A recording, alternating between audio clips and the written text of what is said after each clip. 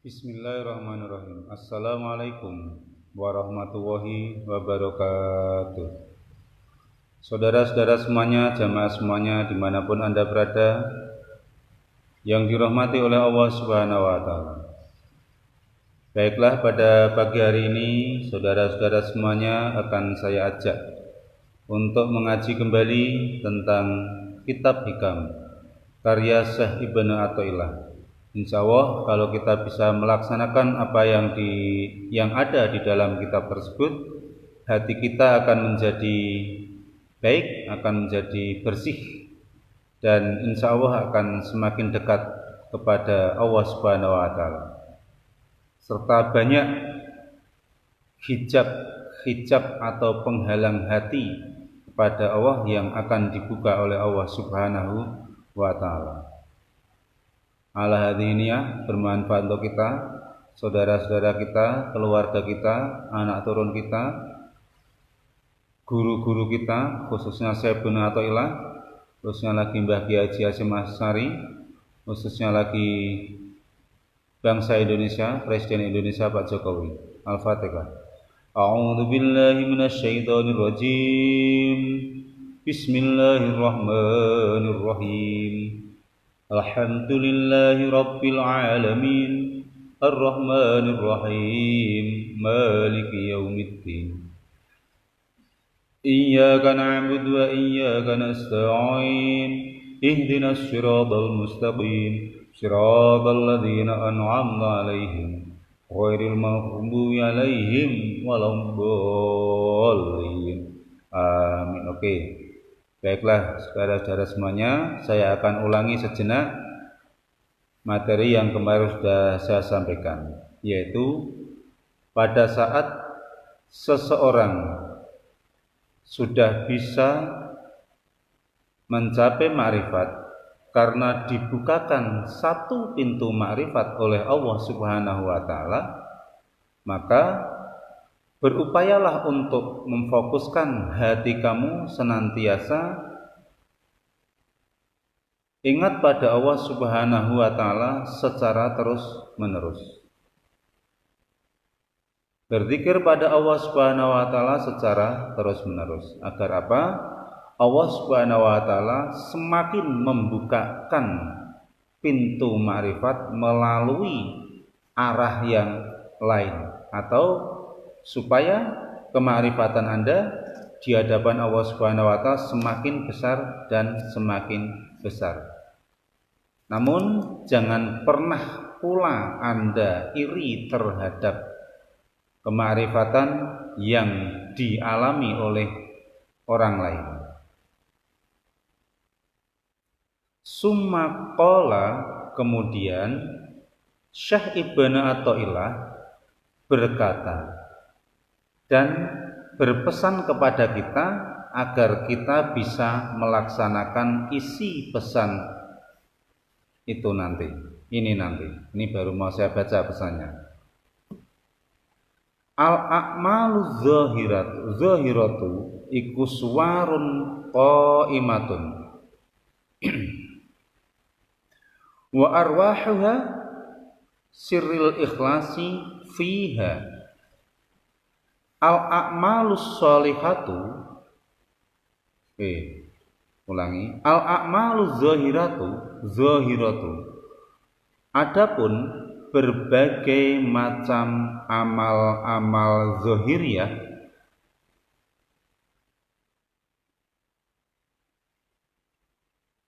utawi pira-pira maceme amal zahiriyah iku suwarun qaimatun, kaya pira-pira patung kang ngadeg.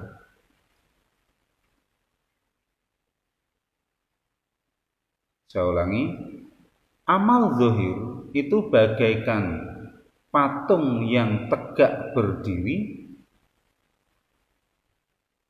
wa arwahuha, sedangkan rohnya atau kehidupannya atau hidupnya dari patung tersebut adalah sirril ikhlasi, yaitu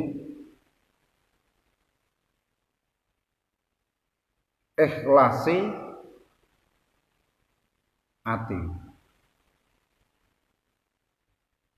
Ini saya jelaskan. Suwarun qaimun seperti patung yang berdiri, artinya aikal askhosi, seperti patung allati laisa fiha kang ora ana iku tetep ing dalem patung apa arwahun pira-pira ruh. Karena tidak ada ruhnya, fala naf'a biha, mongko ora ana manfaat apa biha allati atau patung mau. Amal zahir itu ibaratnya adalah patung. Dan patung tersebut tidak akan bisa berbuat apa-apa. Gampangnya gini aja, jangan saya umpamakan patung. Ibaratnya adalah jenazah. Mengapa jenazah tersebut tidak bisa berbuat apa-apa? Mengapa mayit tidak bisa berbuat apa-apa? Karena laisa fiha arwahun, di dalam jenazah itu sudah tidak ada ruhnya. Sehingga keberadaan jenazah itu seberapapun bagusnya tidak akan bisa memberikan arti apa-apa. Maksudnya lusda, wong yen melakukan amal perbuatan hanya mengandalkan amalan zahir saja tanpa mengikhtiarkan amalan batin, itu bagaikan jenazah, bagaikan boneka, hampir-hampir tidak ada fungsinya.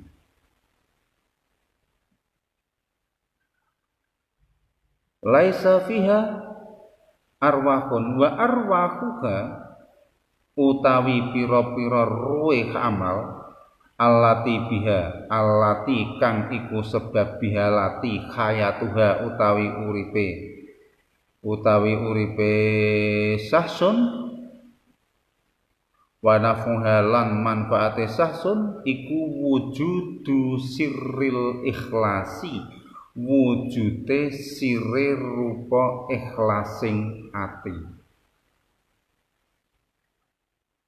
Semua amal perbuatan yang dilakukan oleh umat manusia dalam bentuk apapun itu akan ada nilainya, akan ada manfaatnya di sisi Allah Subhanahu wa Ta'ala, dan manfaat itu akan kembali kepada manusia apabila di dalam semua amal yang dilakukan didorong oleh sirrul ikhlas, ikhlas yang ada di dalam mata hati, jauh di lubuk hati, bukan hanya di permukaan.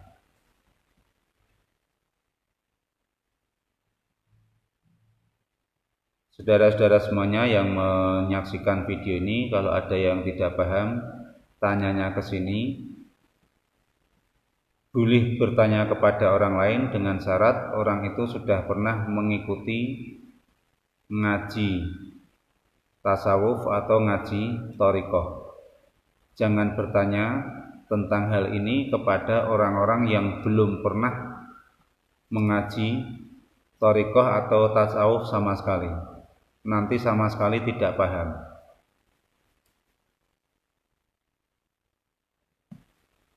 Sir itu apa? Manusia punya hati. Di dalam hati ada ulil absor. Semua orang punya itu.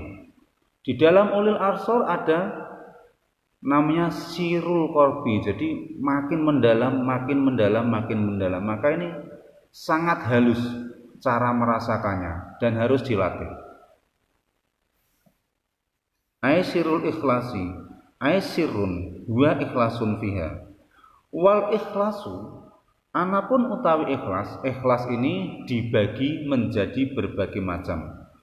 Yahtalifu iku beda-beda apa ikhlas bikhtilafin nasi sebab beda-bedane para menungso.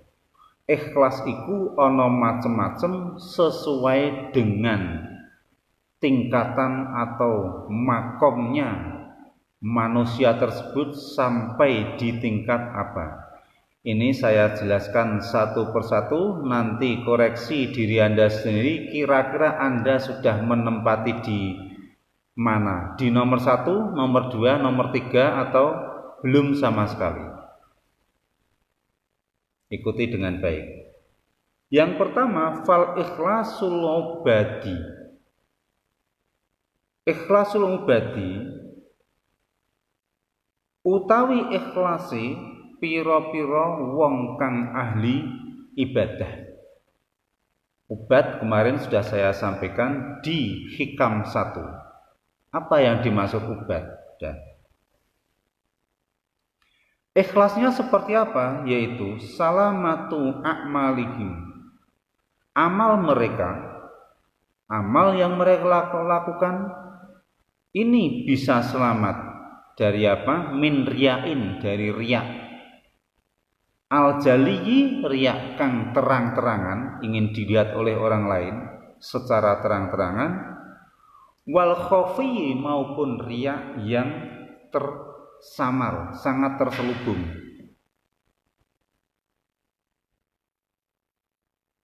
Wa kullu ma, dan selamat dari saben-saben apa wae fihi kang tetep ing dalem apa hadzun bagian lin nafsi maring hawa nafsu. Jadi ikhlas itu bagaimana seorang hamba melakukan amal ibadah dan amal ibadahnya selamat dari dorongan hawa nafsu. Fala ya'maluna, mongko ora padha nglakoni sapa ubad. Mereka tidak melakukan satu amal perbuatan pun illa lillahi ta'ala krana kanggo Gusti Allah Subhanahu wa taala semata, tolaban. Nah ini akhirnya tolaban, krana golek lisawabi, pahala, waharoban, dan menghindar atau lari minal iqabi, dari siksane Gusti Allah. Ma'anisbatil amali, dengan menisbatkan amal tersebut ilaihim maring ubad. Wal iktimadi, dan tetanggenan berpegang teguh alaihi ing atase amal. Fitasili madzukira, ing atase ngasilake barang-barang kang wis den ditutur. Jadi ubad itu ingin agar amal perbuatannya selamat dari riya, dari dorongan hawa nafsu, hanya karena Allah Subhanahu wa taala. Setelah itu, melalui amalnya dia bisa memperoleh pahala, dia bisa lari dari siksanya Allah Subhanahu wa taala atau selamat dari siksanya Allah Subhanahu wa taala dengan berpegang teguh kepada amal tersebut. Ini kategori nomor 1. Anda sudah masuk atau belum? Kalau belum, apalagi yang nomor 2. Tapi tidak apa-apa, belajar.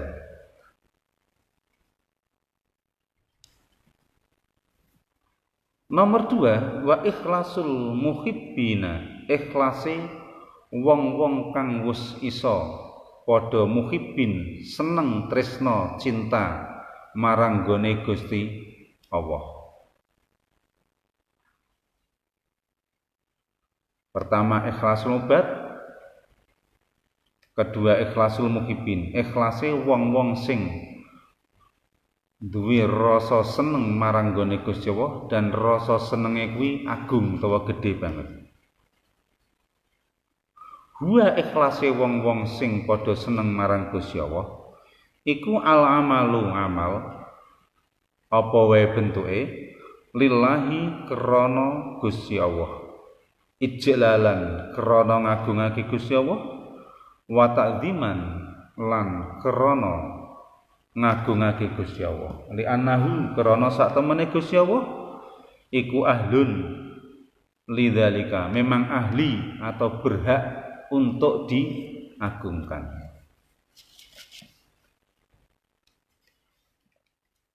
Lalit qasdis sawabi, anggone amal orang-orang yang cinta pada Allah Subhanahu wa taala ini ora krana pengin golek ganjaran, wala harobin minal ngiqabi, juga ora krana pengin terhindar saka siksane Gusti Allah. Karena mereka sudah tahu bahwa dua hal itu adalah bagiannya atau urusannya Allah Subhanahu wa ta'ala. Jadi yang kedua ini sudah meningkat. Mereka beribadah, melakukan amal perbuatan hanya semata-mata mengagungkan kebesaran Allah Subhanahu wa ta'ala. Mereka sudah tidak mengharap surga melalui amalnya, tidak mengharap pahala melalui amalnya, juga tidak mengharapkan bisa selamat dari siksanya Allah Subhanahu wa taala melalui amalnya. Walidha, untuk itu qalat Rabi'atul Adawiyah, Rabi'ah Adawiyah pernah berkata, isinya ma'abadtuka khaufan minan nari wala tam'an fi jannatika. Rabi'ah Adawiyah pernah berkata, saya beribadah kepadamu ya Allah bukan karena saya takut dengan neraka, wala tam'an fi jannatika, namun juga bukan karena saya mengharap terhadap surgamu. Fanasibati ibadah ilaiha, sehingga saya berpegang teguh kepada amal ibadah tersebut untuk mendapatkan surga, untuk bisa terbebas dari neraka. Bukan seperti itu saya dalam beribadah. Ini yang dikatakan oleh Rabi'ah Adawiyah. Sudah sampai ke situ belum? Oh, kalau belum ya latihan. Kalau tahap 1 aja belum, tahap 2 kemungkinan juga semakin belum. Nah, imsak dulu.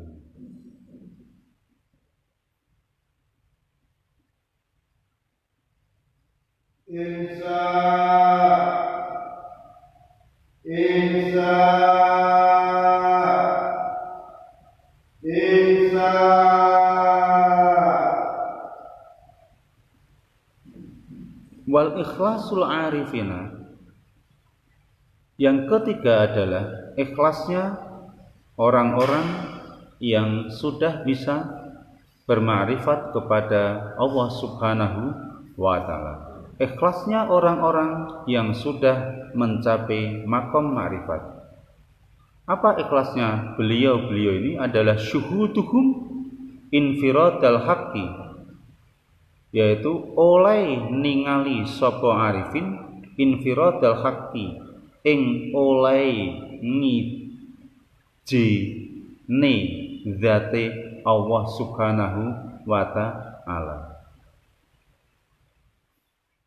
yaitu orang yang sudah bisa mencapai makom makrifat senantiasa bisa memperhatikan melalui sirrul qalbi, sir yang ada di dalam hati, memperhatikan musyahadah tentang keberadaan zatnya Allah Subhanahu wa ta'ala.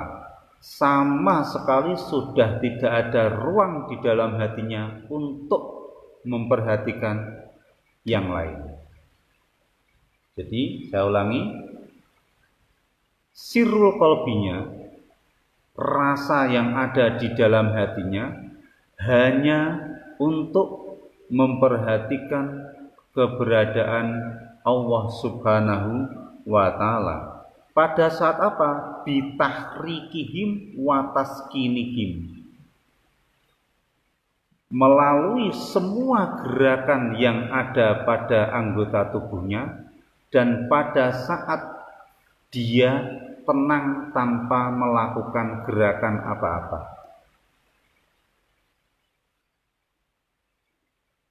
Saya ulangi, pada saat apa? Bitahrikihim, sak obah-obahe tangan, sikil, mata, irung, sak mlebu metusne nafas, sak gerak-gerike tangan, bahkan sak mlakune aliran darah, atau pas saat anggota tubuh yang kelihatan ini tidak melakukan aktivitas apa-apa, hati orang-orang yang bermakrifat larut gandrung marang Gusti Allah.